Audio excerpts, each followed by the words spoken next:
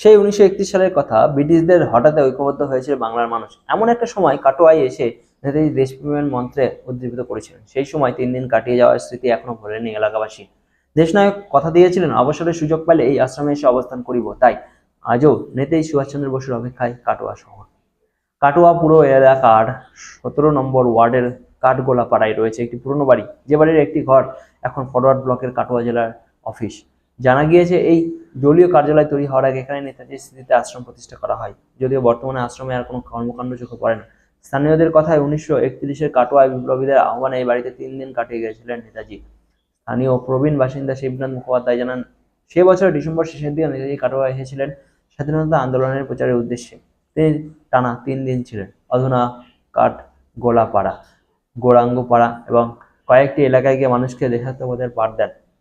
বিপ্লবীদের নিয়ে এই এলাকায় বিভিন্ন জায়গায় বৈঠকও করেছিলেন।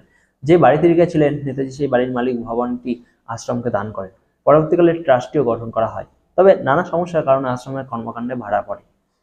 বিখ্যাত ওই বাড়ির বাইরে একটি ফলক উল্লেখ আছে, যেখানে লেখা রয়েছে, নেতাজি কথা দিয়ে গিয়েছে, অবসরের সুযোগ পাইলে ওই জায়গায় এসে অবস্থান করিব। কাটোয়াবাসীর বিশ্বাস, নেতাজি কথা রাখিবেনি। 23শে জানুয়ারি এলেই সে আশায় প্রদীপ আবার জ্বলে ওঠে। তবে কাঠগোলাপাড়ার এই ঐতিহাসিক বাড়ি নতুন প্রজন্মের কাছে অজানা। প্রবীণদের আক্ষেপ, ছোটদের জিভে বোঝানো গেল না, তারা জানে না কাটোয়ার মাটিতে কারা পা পড়েছিল। তারা জানলই না কাটোয়ার মাটিতে কার পা পড়েছিল।